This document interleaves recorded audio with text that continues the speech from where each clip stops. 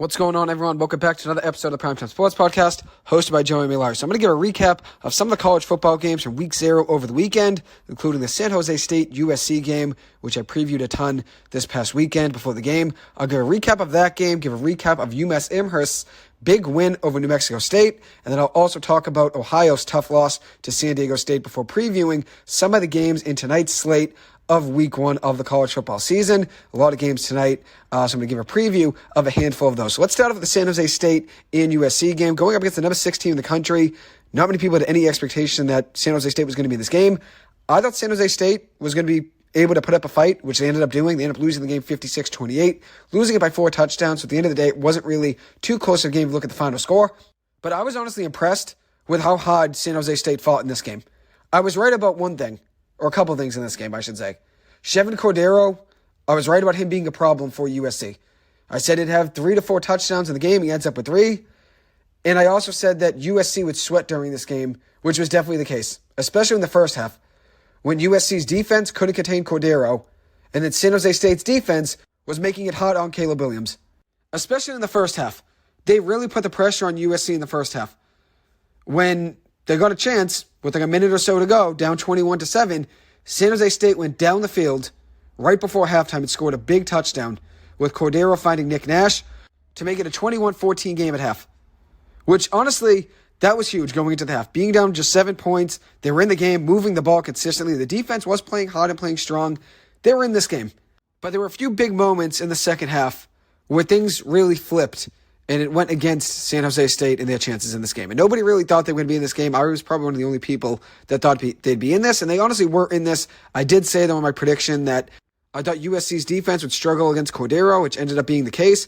And I also noted the fact that I thought San Jose State's defense would also struggle against the firepower of that USC offense. And I said I wouldn't be surprised if they ended up scoring, 50 points and ended up blowing them out, because in reality, USC has the firepower to blow out anybody with that offense. But their defense is an issue, and that's why I thought San Jose State would be in this game. My original prediction, I believe, was 48-26, so pretty close to what it ended up being, except a touchdown extra for USC. Then my final prediction was a little bit closer than that. I think I had it being a 7 to 10 point game after that in my final prediction right before the game, because I had a feeling San Jose State would definitely make it close. And I thought they would cover the spread for sure, which they ended up doing. They still covered the spread. The spread was 30.5 points. They ended up still covering that, losing by 28. But regardless, I thought San Jose State would be in this game. But there were 2 big points in the second half that I want to mention. One coming right after halftime. It's 21-14 going into half, and USC receives the ball.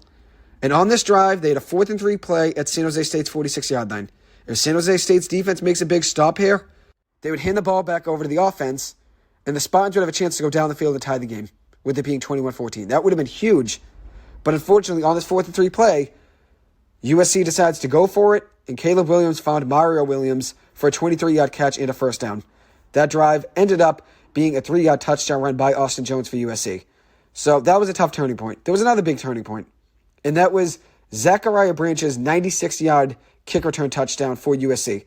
It was a 35-21 game after a miraculous touchdown pass and catch from Cordeiro to Nash in the end zone. They had 3 touchdowns in this game. But unfortunately, after that touchdown, which made it a 35-21 game, Zachariah Branch had a kick return right after that for a 96-yard kick return touchdown.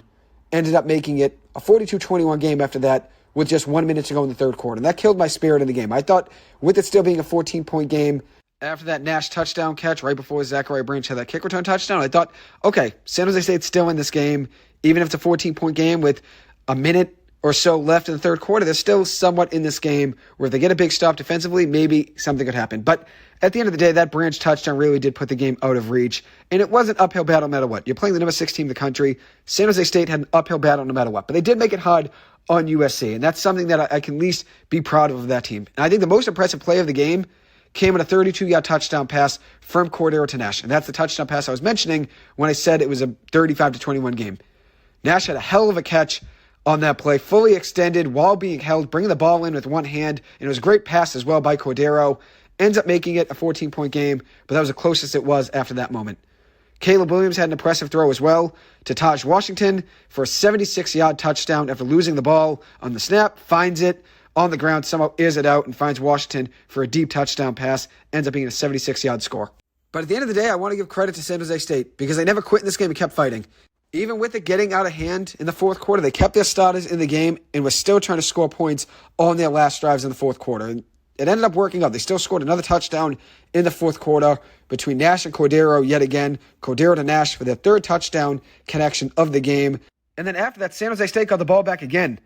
With about 4 minutes to go, they had a drive that they ended up having a chance at 4th and 10 on USC's 34-yard line. Still had all their starters in the game. Cordeiro was still under center, still trying to make plays, and they ended up not being able to come up with anything on 4th down there. But I was impressed with their poise. Offensively, defensively, they kept their composure at all times. They didn't really get flustered at all, playing against USC in a big environment, a big school, and number 6 team in the country. You couldn't even tell by the way they played. They were playing relaxed and were calm the entire game in every single moment. Even when it was a close game, 21-14 and a half on that drive, they kept the composure. Obviously, it's a high-pressure environment. There's a lot going on. It's loud. It's noisy. They're playing the best team they're going to play all season at this point. I mean, they do play Oregon State this coming weekend, but USC is going to be the best team San Jose State plays the whole season. They start this season against them, so it was an uphill battle to start this season. But they found a way to keep fighting. And at the end of the day, everybody knows the type of player and team that I'm a fan of. I love players and teams that give it their all, play with a chip on their shoulder, and don't quit no matter what the score is. And San Jose State is a great example of that, and they earned a fan out of me. Even though this game didn't go their way and they end up still losing, they earned a fan out of me for the rest of the season. I'm still going to follow what they do for the rest of the year. And an interesting note is that San Jose State had 24 first downs in this game. USC had 25. San Jose State finished with 396 yards of offense. USC finishes with 501 yards of offense. So like I said, I thought San Jose State would be able to score points and move the ball, which was the case. They were able to move the ball and score points. The issue was stopping the firepower of USC's weapons, and that was the problem for San Jose State in this game. They were able to move the ball and stay in the game offensively. It was just defense that was going to be an issue for them in covering all of those track-style wide receivers on USC. San Jose State was successful in the ground game, though. 198 rushing yards in the game, averaging 7.3 yards per rush. And another interesting note is that there were no turnovers for either team in this game. So each team held the ball, took care of it, and didn't have any careless plays where they threw the ball deep for no reason or had fumbles. So everybody took care of the ball in this game, which is obviously a good note.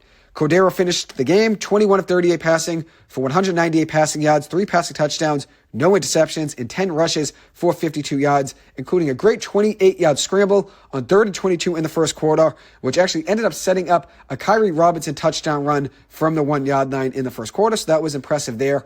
Cordeiro kept his composure, though, took some big hits, but delivered in the game. Even with taking big hits, he kept his composure and found a way to deliver in big moments. And this San Jose State team will be a fun one to track over the course of the season. I like them to still win 6 or 7 games. Even though this one was a tough one, they still play Oregon State this weekend, I still believe in this team to make a bowl game and be a team that you still hear about during the season for having big plays on offense. I think Cordeiro is going to have a great season. I think he's going to be a quarterback that everybody's going to know by the end of the season in college football.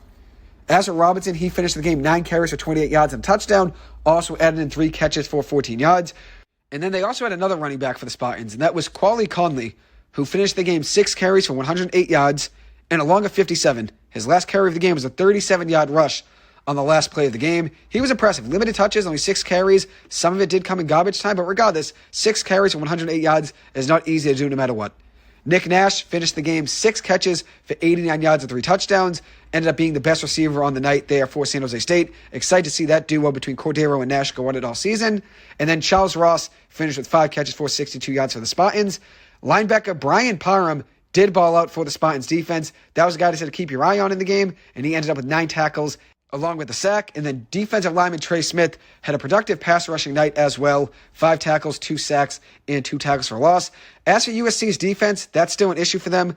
I think their offense can score with any team in the country and keep up with anybody offensively. It's just their defense needs to get better. They struggled last year defensively. That was a big reason they didn't make the college football playoff and didn't win the Pac-12 championship. And the same could go for this season as well, because their defense did struggle, as I said, against San Jose State, a team that scored 28 points and had almost 400 yards of offense.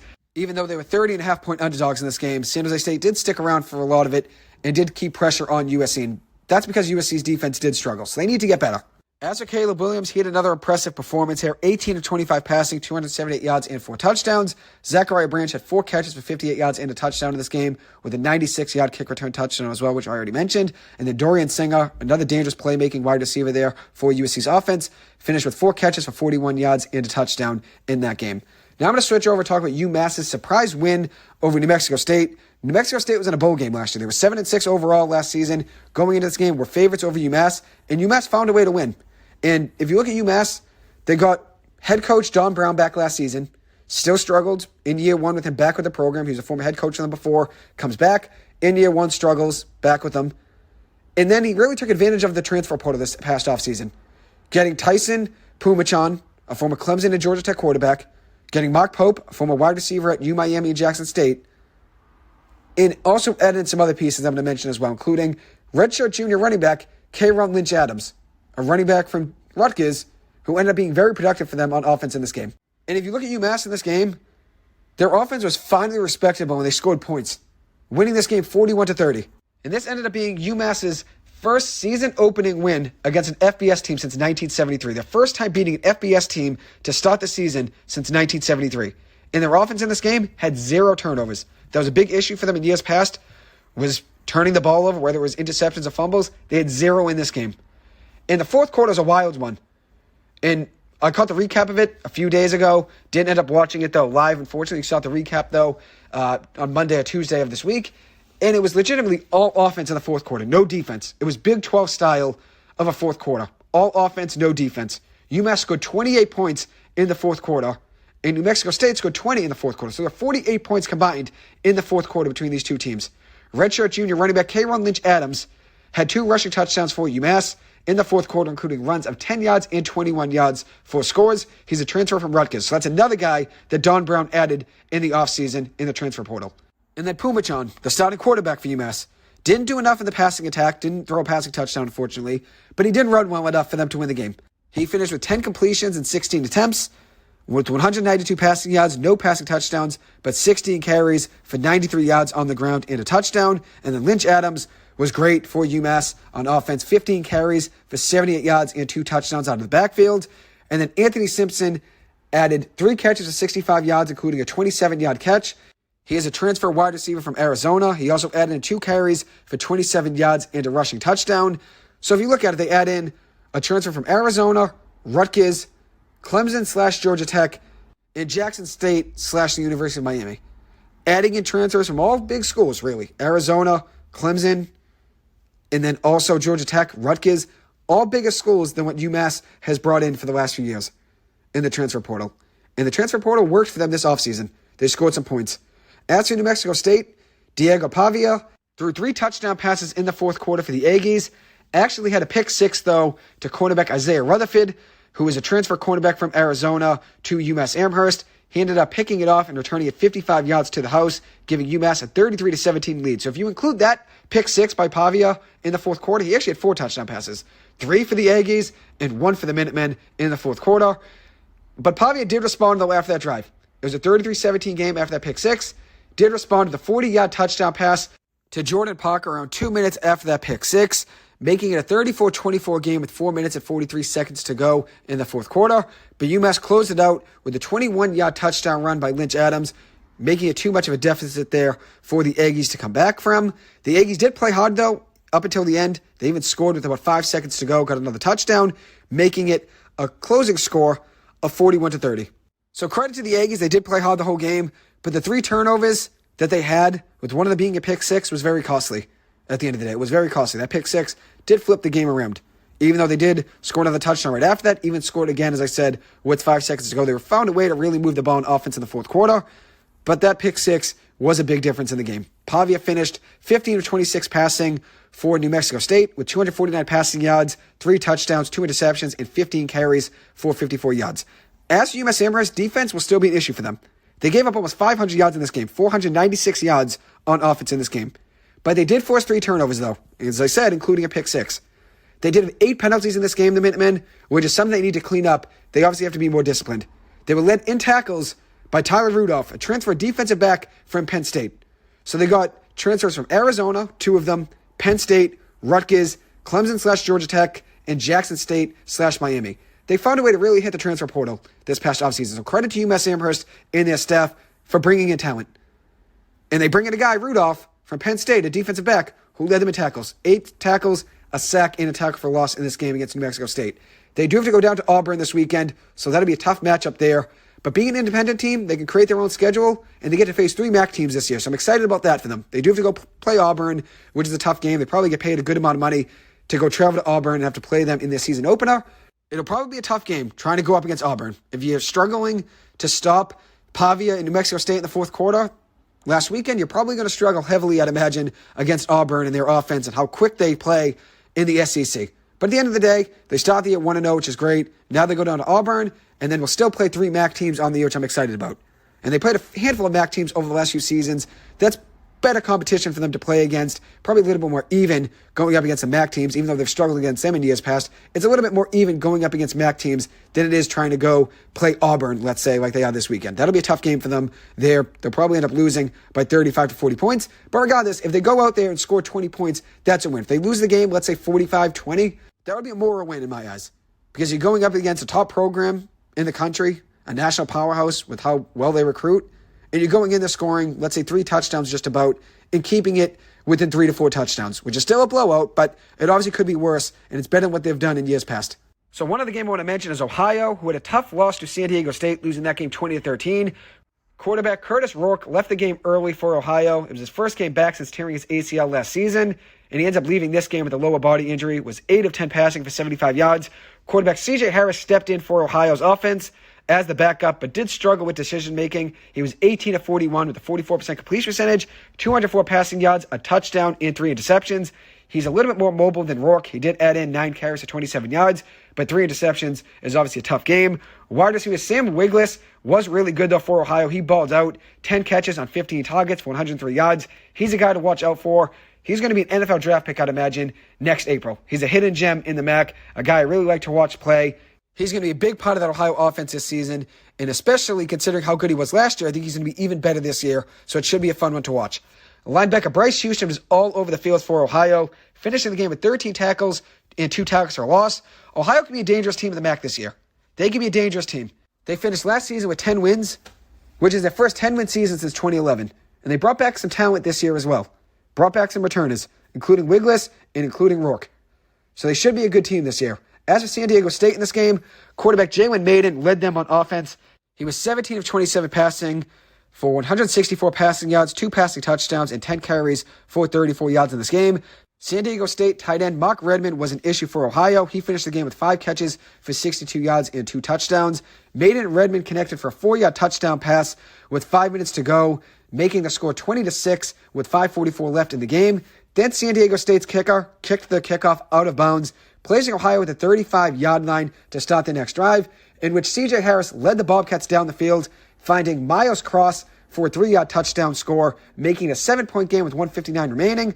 The Bobcats threatened on the next drive defensively, forcing a 3-and-out from that San Diego State offense, getting the ball back for Ohio with 54 seconds left to go. But unfortunately, the drive ended with C.J. Harris being intercepted on San Diego State's 33-yard line by Aztecs linebacker New Zealand Williams with 9 seconds left in the game. Ohio did fight hard, though, with Rourke out of the game. Now they go on and face Long Island this weekend at home on Saturday at 12 p.m. Should be a big offensive game to get them back on track. As for some games to preview tonight, I'm going to start off with Kent State at UCF at 7 p.m. on FS1. Kent State is a heavy underdog in this game, and their win total set for just 2.5 on the year. They were 5-7 last year. They have a new head coach in Kenny Burns. He was the assistant head coach for Minnesota from 2019 to 2022. Also was the running backs coach during that time as well for Minnesota. As for Kent State's offense, their quarterback is Michael Alaimo, who is a transfer quarterback from Purdue. Alaimo played in just 3 games last year for Purdue, was 9 of 18 passing for 74 yards, a touchdown, and an interception. Kent State's quarterback from last season was Colin Schlee. He ends up leaving and transferring to UCLA.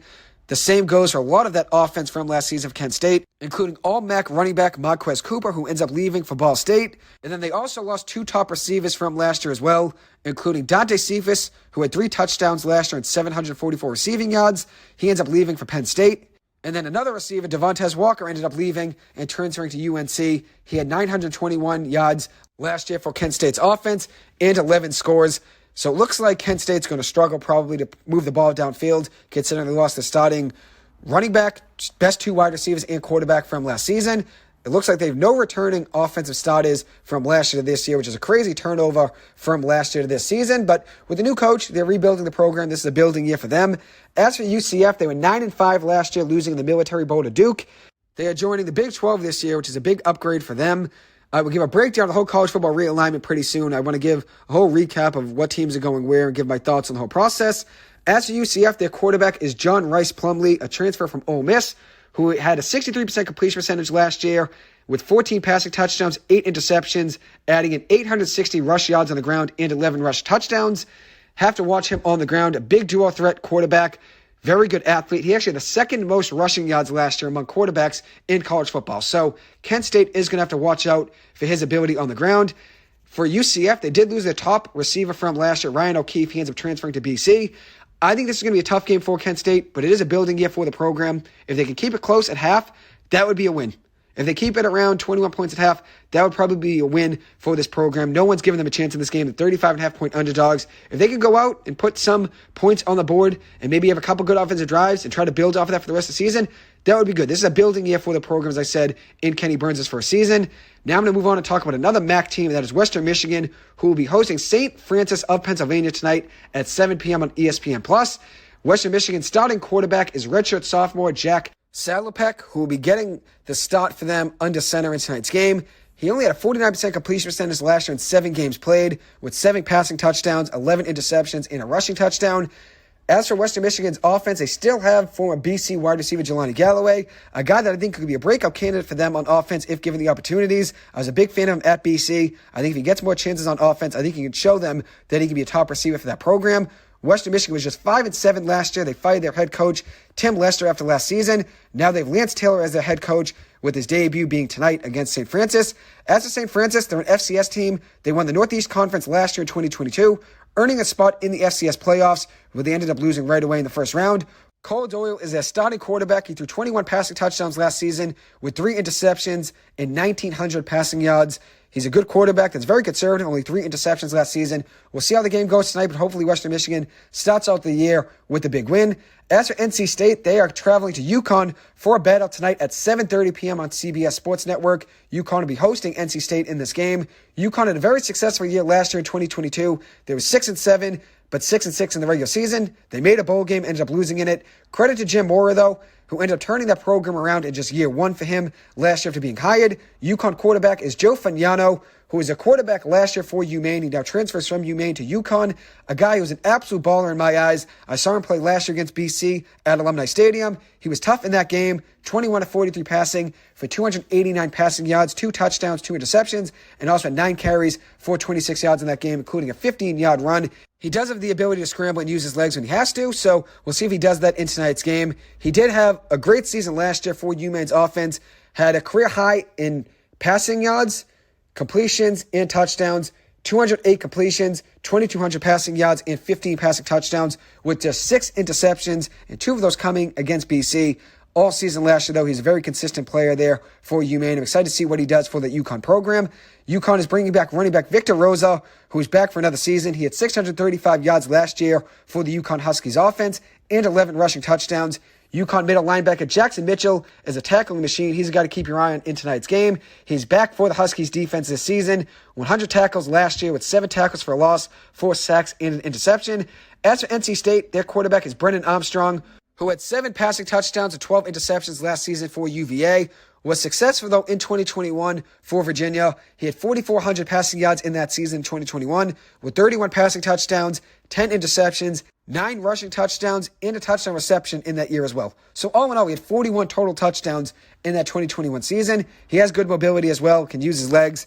We'll see what he does in tonight's game. One of the best defensive players last year was linebacker Drake Thomas, who ends up leaving for the NFL, goes undrafted, but is now with Seattle. He had 81 tackles last season for the Wolfpack with 16 tackles for a loss and 7.5 sacks. So he'll be a big loss there for NC State's defense, but they still have linebacker Peyton Wilson, who's back for another season. He had 58 tackles last year with 5 tackles for a loss, 4.5 sacks, and an interception. In this game, UConn's a 14-point underdog. I think they stay within that for sure. I think UConn even has a chance to upset NC State in this game. I think it'll be a close one, and I really like Fagnano. I'm going to pay attention to what UConn does this upcoming season. I think they're going to be in this game. I think it'll be a 27-23 game with UConn winning. All in all, I do think they cover that 14-point spread, though, no matter what, even if they win or lose. As for Florida, they are traveling to the number 14 team in the country tonight, heading west and playing Utah at 8 p.m. on ESPN.